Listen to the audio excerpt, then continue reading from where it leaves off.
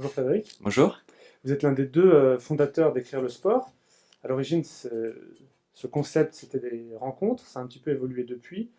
Quel est le but déjà d'Écrire le sport et comment cela a évolué depuis ce qui était à la base des conférences universitaires? Alors, plus que des conférences strictement universitaires, c'était des rencontres accueillies par l'Université de Caen, par la bibliothèque Sciences Tabs de l'Université de Caen, d'ailleurs plus précisément. Le but était, dès le départ, de faire parler, discuter, dialoguer la culture au sens large et le sport, lui aussi au sens large, pas un sport spécifiquement, pour montrer que la littérature, le cinéma et les arts s'occupent de sport, s'y intéressent, et puis aussi essayer de pointer du doigt des éléments qui appartiennent à une culture à part entière, héritée du sport. Voilà, des rencontres pour lesquelles on fait venir toujours régulièrement des écrivains, des éditeurs, des journalistes, des gens de la culture sport au sens large.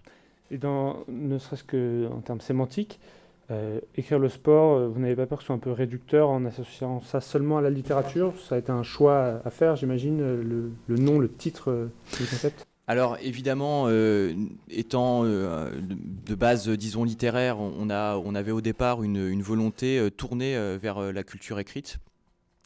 Après, je serais tenté de vous dire qu'on peut, disons, bousculer toujours un peu la sémantique et en se disant que les arts visuels, le cinéma sont aussi des formes d'écriture et que finalement, c'était peut-être la manière d'aller voir le plus largement possible, finalement. D'accord. Justement, l'aspect littéraire, vous avez participé donc non seulement à la promotion, mais également tout simplement à la conception du livre Décalage, qui C'est est sorti récemment. c'est ça. Quel rôle avez-vous joué concrètement dans la création de cet ouvrage? Alors concrètement, un rôle déjà d'éditeur. On a avec Julien Legal qui participe, enfin qui partage la fondation d'Écrire le sport avec moi. On est allé démarcher des auteurs au départ, tout simplement, en fonction de ce qu'on pouvait leur proposer, ce qu'on voulait faire avec eux.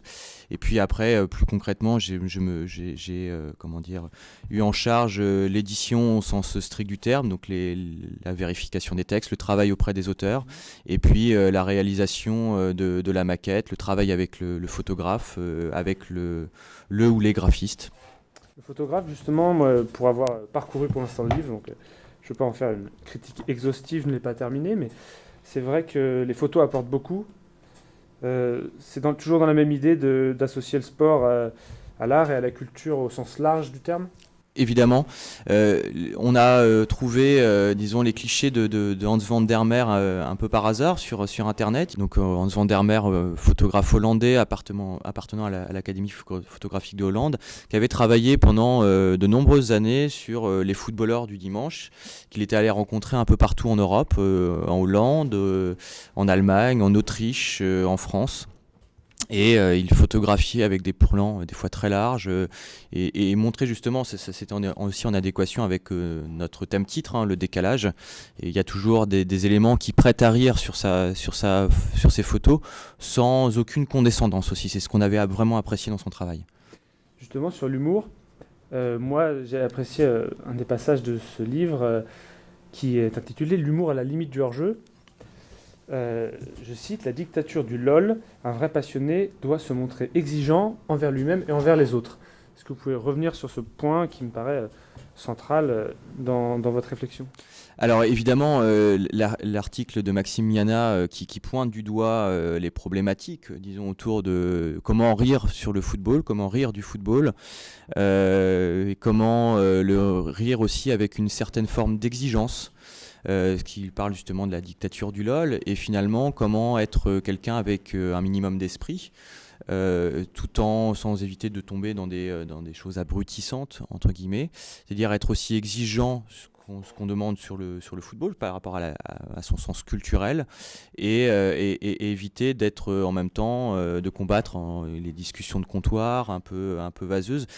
Tout ça, c'est trouver un bon équilibre. D'ailleurs, Maxime Miana explique dans le texte qu'il est très difficile de trouver un équilibre là-dessus, puisqu'on est face au foot tous des passionnés, et on a tous des réactions extrêmement épidermiques, complètement en dehors de toute objectivité à un moment donné.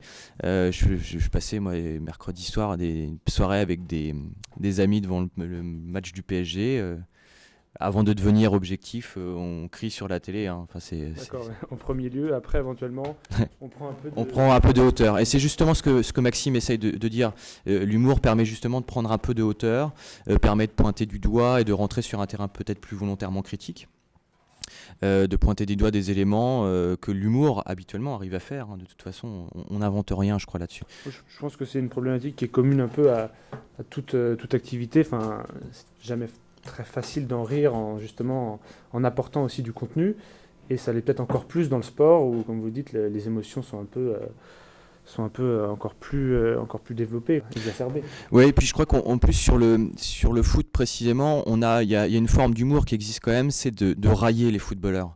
De railler leurs dérives, de se moquer d'eux avec une forme de condescendance très très marquée.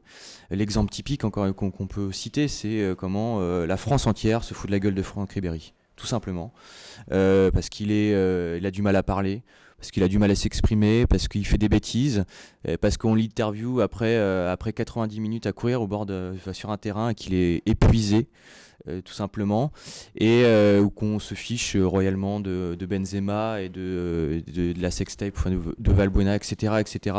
Mais il y a toujours là une forme de condescendance très très marquée. D'accord, j'ai vu qu'au-delà donc de l'aspect réunion différents auteurs et puis de tout le travail qu'il y a aussi, ne serait-ce que technique. Vous avez également, avec Julien Le Gall, co-signé l'introduction de cet ouvrage.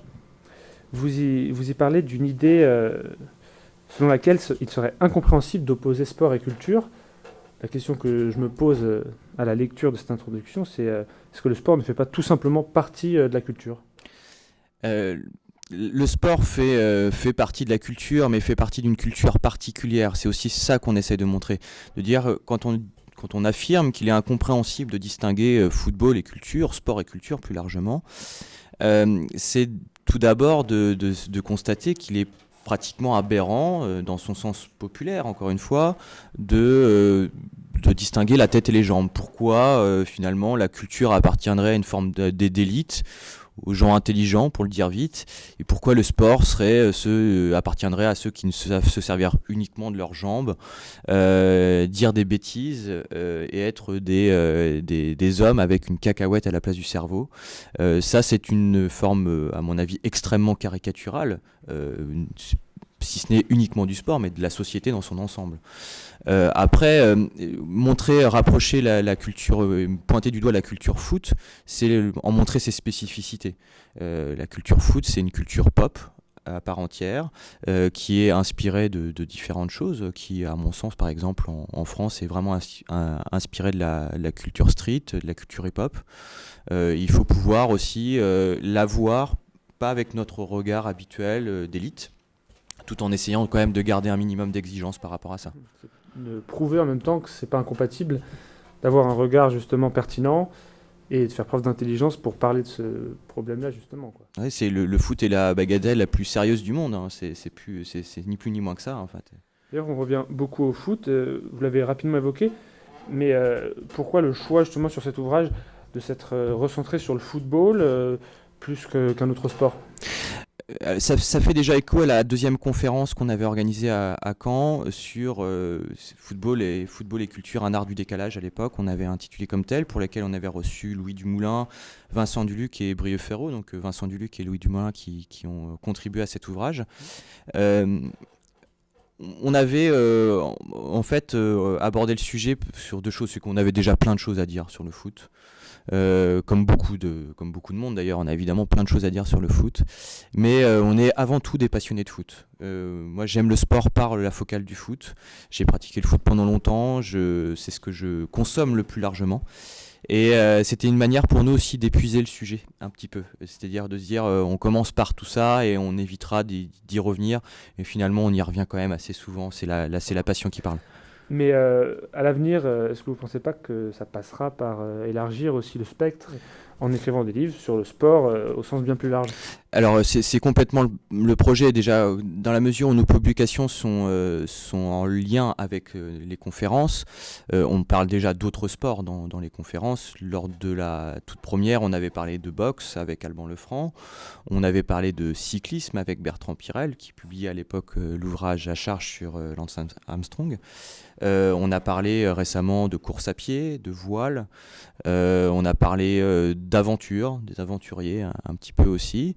Alors évidemment, encore une fois, pour donner des grands axes, on revient souvent au football, justement parce que c'est quelque chose de très très lié.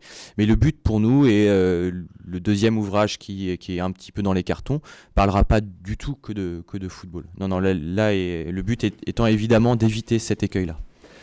Ok, et sur le côté éviter de se recentrer sur un seul sport, il y a aussi sur un seul format, un seul support.